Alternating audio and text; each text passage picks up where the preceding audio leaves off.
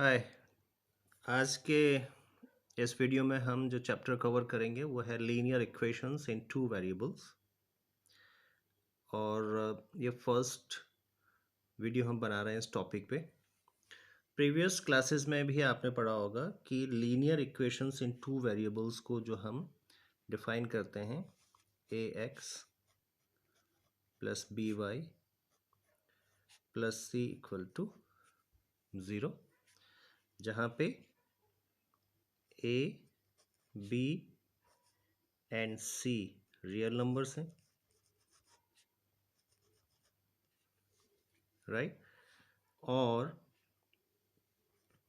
a and b should not be equal to zero. क्यों? अगर a की value zero हो जाएगी तो ये फर्स्ट टर्म ज़ीरो हो जाएगा, तो आपके पास में बी वाई प्लस सी बचेगा। तो फिर कांस्टेंट क्या रह गया? जो आपके पास में वेरिएबल, सॉरी, वो क्या रह गया आपके पास में? केवल y। तो ये तो टू वेरिएबल्स नहीं रहेगा, वन वेरिएबल्स हो जाएगा। सिमिलरली अगर b ज़ीरो हो जाएगा तो बी वाई वाला टर्म ज़ीरो हो जाएगा, तो A X plus C equal to zero. तो क्या हो गया? वन वेरिएबल में लीनियर इक्वेशन आ गई। तो टू वेरिएबल में लीनियर इक्वेशन के लिए A should not be equal to zero, B should not be equal to zero. In generally हम इसको दिखाते हैं कि A square plus B square should not equal to zero. ठीक है। ए बी सी आपने कहा रियल नंबर है, और एक्स एंड वाई ये क्या है आपके पास में? वेरिएबल्स हैं। तो टू वेरिएबल्स हैं, इसलिए इसको हमने कहा टू वेरिएबल्स इक्वेशन है। और लीनियर क्यों है? क्योंकि पावर ऑफ वेरिएबल्स कितनी है? वन। तो वन अगर होंगे तो आपके पास क्या आ जाएगा? वो लीनियर इक्वेशन आ जाएगी। आपके पास में लीनियर इक्वेशन में बताई A X plus B Y plus C. तो लीनियर इक्वेशन अगर है तो उसका सोल्यूशन कैसा आएगा? तो इसका सोल्यूशन क्या होता है? A pair of values of x and y, x and y की पेयर ऑफ वैल्यूज जो विच सेटिस्फाई द इक्वेशन। यही होगा ना? अगर एक्स और वाई की जो आप पेयर में वैल्यूज आएंगी, एक एक्स की होगी एक वाई की वैल्यूज होगी, वो अगर लीनियर इक्वेशन को सेटिस्फाई करती है तो वो उसका सोल्यूशन होगा। अगर मैं कहता हूँ कि two x plus three y equal to 10, तो ये क्या है? लीनियर इक्वेशन है जिसमें a is not equal to zero, b is not equal to zero, x और y टू वेरिएबल्स हैं। ये आपके पास में एक इक्वेशन आ गई। अगर इसमें if x is equal to 1, इस वाले इक्वेशन में वैल्यू रखो, x की वैल्यू रखोगे आप 2 प्लस 3y इक्वल टू 10, तो 3y equal to 10 minus 2 8, that is y equal to 8/3। तो ये आपके पास में अगर x की वैल्यू 1 है और y की वैल्यू 8/3 है, ये इस इक्वेशन को सेटिस्फाई करेंगे। अगर आप इन दोनों वैल्यूज़ को रखोगे तो इसका सम जो है 10 आना चाहिए। तो इसलिए ये क्या है? A pair of values of x and y which are satisfying this particular equation. ठीक है। आपने x की जगह पे 1 रखा 2 आएगा, आपने y की जगह पे 8/3 रखा, 3 कैंसिल हो जाएंगे, 8 आएगा, 8 प्लस 2 इक्वल टू 10। तो इस तरह से ये है पेयर ऑफ वैल्यूज आई, और ये आपका linear equation in two variables में। ठीक है। ये आप इस तरह से इसके सॉल्यूशन लेते हैं। अब आपके पास में दूसरा आता है, अगर हम अभी तक हमने केवल एक इक्वेशन की बात करी, अब हम दो इक्वेशन को एक साथ लेकर के बात करेंगे, उसको हम बोलेंगे साइमल्टेनियस लीनियर इक्वेशन।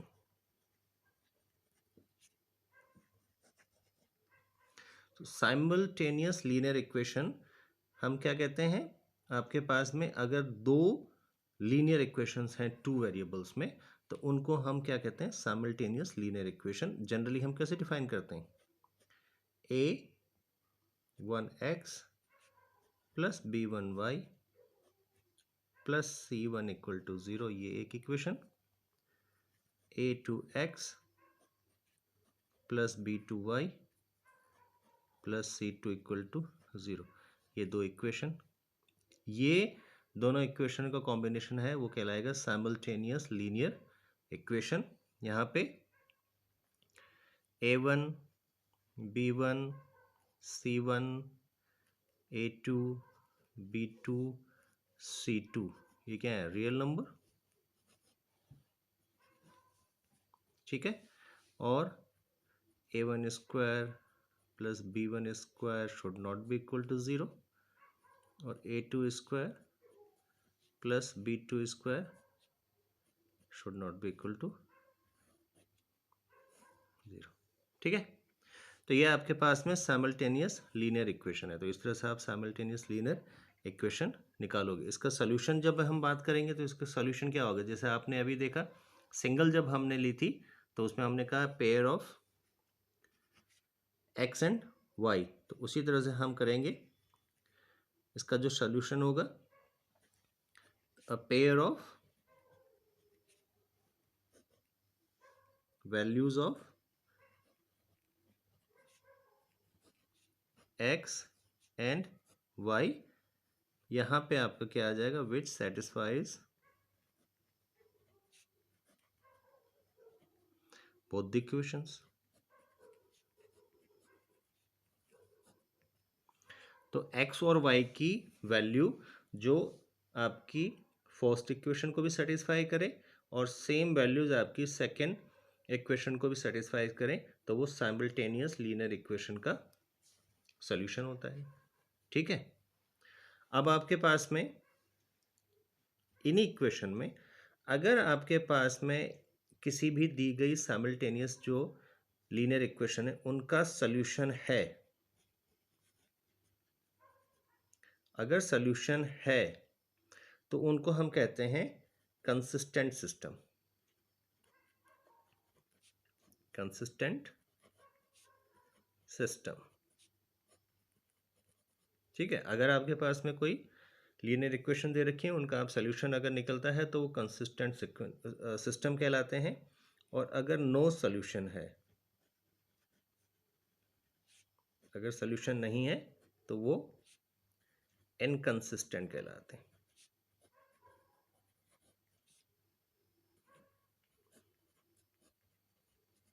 ठीक है। अगर आप कहेंगे कि इनकंसिस्टेंट सिस्टम जो है उसको हम कैसे समझ सकते हैं, मैंने कहा नो सॉल्यूशन। अगर कोई वैल्यू है 2x plus 3y equal to 9, ये एक इक्वेशन है, और दूसरी इक्वेशन कहती है कि x plus y, x plus y equal to, और अगर आप इसको इस तरह से भी ले सकते हैं कि x 2x प्लस 2y, अगर मैं ले लेता हूँ इसको for example 2x plus 2y equal to 9, x plus y equal to 7, ये दो इक्वेशन हो सकती हैं। दोनों की दोनों आप देखेंगे तो लीनियर इक्वेशन है, टू वेरिएबल्स में है, x और y यहाँ वेरिएबल है, x एंड y यहाँ वेरिएबल है, और ये a1 b1 यहाँ पे a2 b2 c1 c2 सारी वैल्यूज हैं, रियल नंबर्स हैं। a1 square plus b1 square is not equal to 0, a2 square plus b2 square is not equal to 0, ये दोनों के दोनों लीनियर इक्वेशन है, साइमल्टेनियस लीनियर इक्वेशन है। लेकिन क्या इसका कोई सोल्यूशन पॉसिबल है, इसका कोई सोल्यूशन पॉसिबल नहीं है, क्योंकि यहाँ पे 2x plus 2y equal to 9 दिखा रहा है, यहाँ पे x plus y equal to 7 है। अगर मैं इसको 2 से मल्टीप्लाई करूँगा तो 2x प्लस 2y, अगर हम इस इक्वेशन को मल्टीप्लाई बाई 2 करेंगे तो आ जाएगा 2x plus 2y equal to 14, लेकिन इस इक्वेशन में 2x plus 2y equal to 9 है, इसमें 2x plus 2y equal to 14 है, तो ये इक्वेशन का सोल्यूशन नहीं है, तो ये क्या हो जाएगी, इनकंसिस्टेंट, इनकंसिस्टेंट। तो ये आपके पास में बेसिक है लीनियर इक्वेशन का, जिसमें हमने देखा कंसिस्टेंट सिस्टम, हमने देखा इनकंसिस्टेंट सिस्टम, और हमने इसमें ये जाना कि साइमल्टेनियस लीनियर इक्वेशंस कैसे होती हैं। अब हम देखते हैं कि इनका जो सोल्यूशन निकलेगा, जो एक्स एंड वाई की वैल्यूज निकलेंगी, उसके क्या क्या मेथड हो सकते हैं। ऑलराइट, तो साइमल्टेनियस इक्वेशंस के अब हम सॉल्यूशन के मेथड समझते हैं, क्या क्या मेथड्स हैं जिससे कि आप उनके सॉल्यूशंस निकाल सकते हैं। बेसिक 3 है। पहला अगर आप देखें तो ये है आपका मेथड ऑफ एलिमिनेशन, इसको हम कहते हैं मेथड ऑफ एलिमिनेशन। इसको हम एक छोटे से एग्जाम्पल से समझते हैं कि अगर आपके पास में इक्वेशन दी गई हैं x plus y equal to 2 और 2x minus y equal to 1।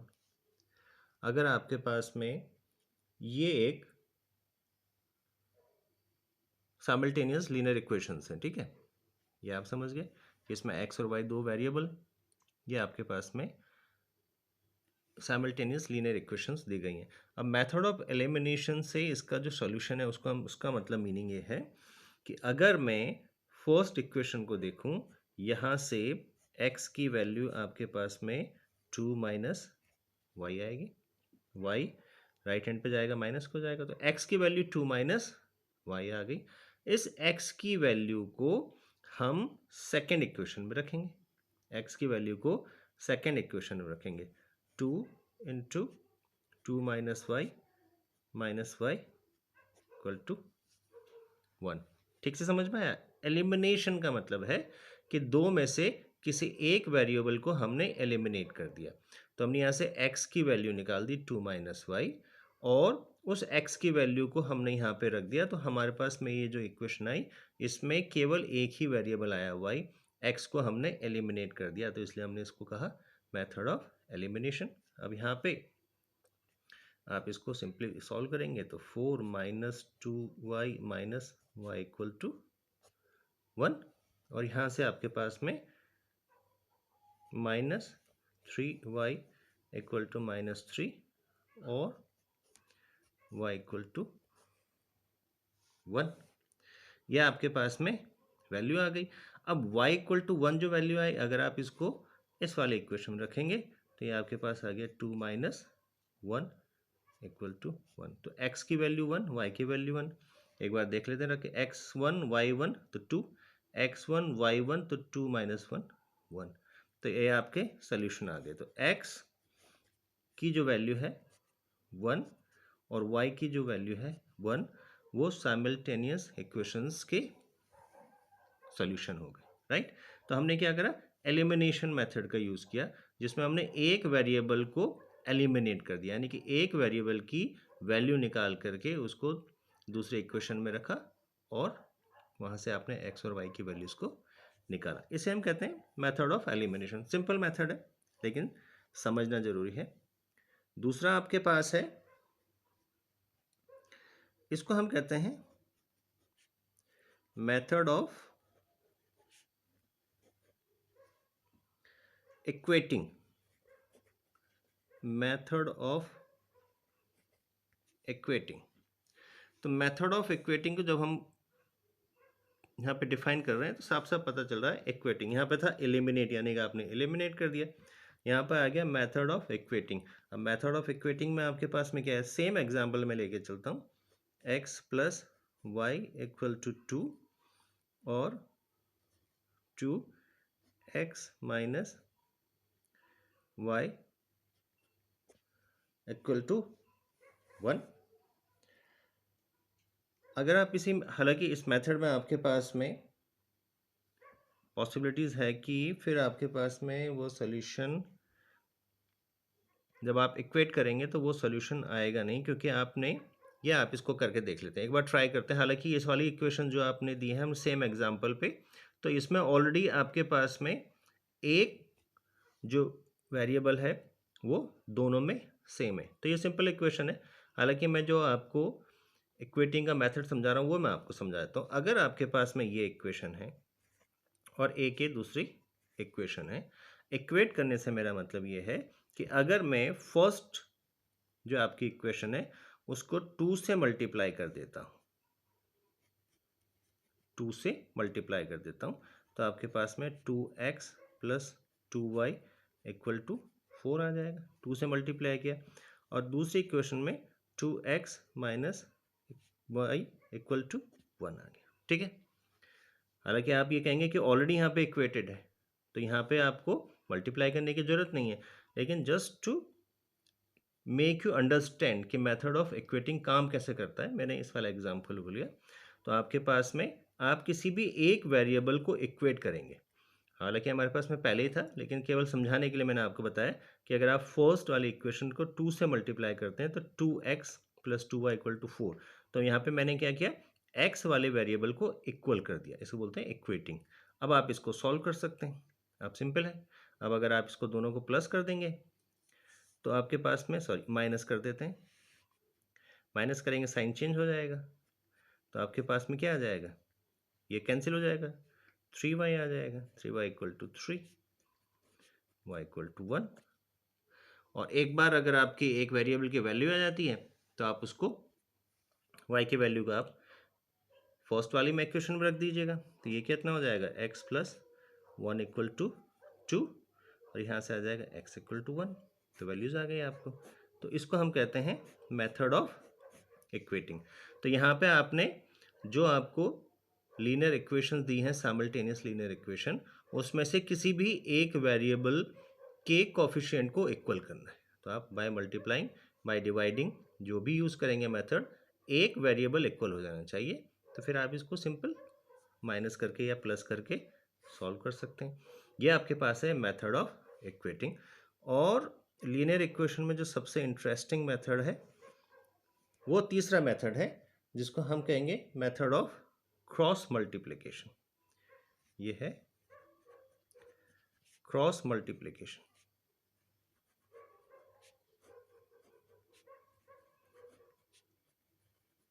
ठीक है। क्रॉस मल्टीप्लिकेशन में आपके पास में कंडीशन रहती है, आपने देखा a1x plus b1y plus c1 equal to 0 और a2x plus b2y plus c2 equal to 0। ये आपके पास में इक्वेशन है, साइमल्टेनियस लीनियर इक्वेशंस हैं। ठीक है। अब जब आप इसमें क्रॉस मल्टीप्लिकेशन कर रहे हैं, इसमें एक कंडीशन हमने ये रखी कि आपके पास में a1 divided by a2 should not be equal to b1 divided by b2, और a1 b2 minus b1 a2 should not be equal to 0।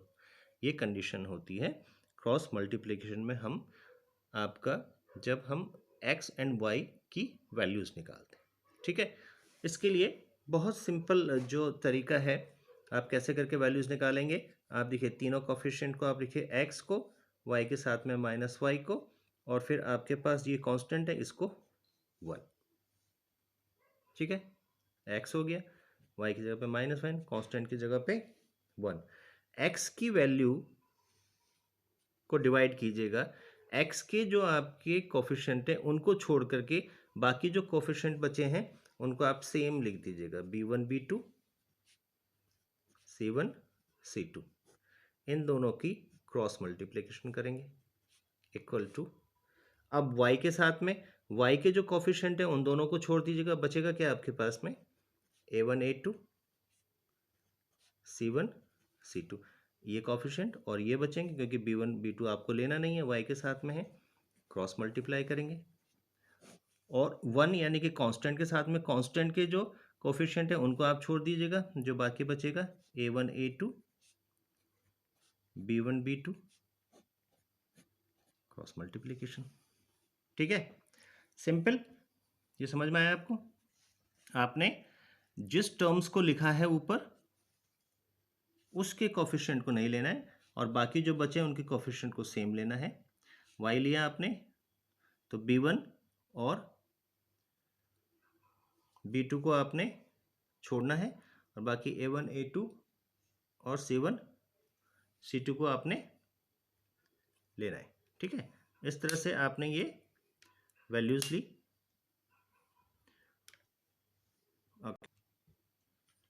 अब आपने वैल्यूज को निकाल लेंगे। अब सिंपल हो गया, x क्रॉस मल्टीप्लाई कीजिएगा b1 c2 और क्रॉस मल्टीप्लिकेशन ध्यान दीजिए, बीच का साइन माइनस का होगा, c1 b2 equal to minus y a1 c2 minus c1 a2 और equal to 1 divided by a1 b2 minus b1 a2। Clear?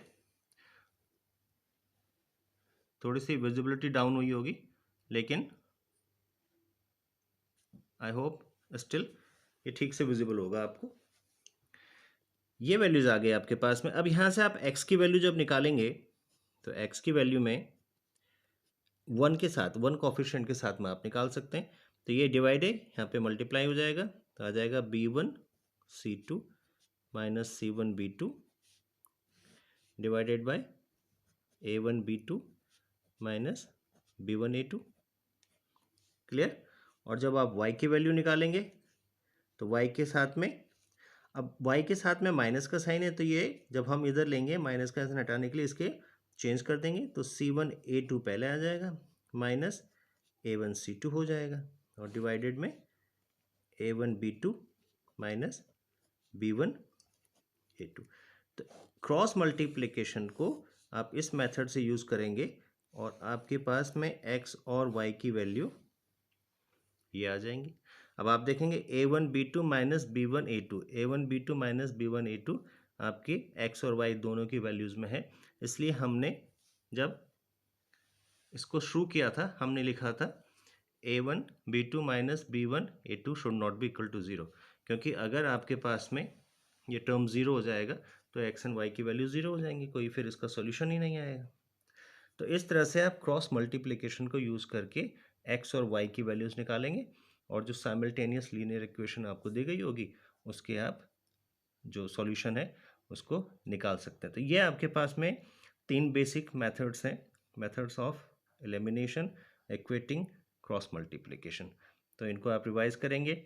इसका एक ग्राफिकल, ये आपके अलजेब्रिक सॉल्यूशंस हैं, इसके अलावा ग्राफिक सॉल्यूशन है, उसके लिए हम एक अलग से वीडियो बनाएंगे ताकि वो डिटेल्स में हम आपको समझा सकें। राइट?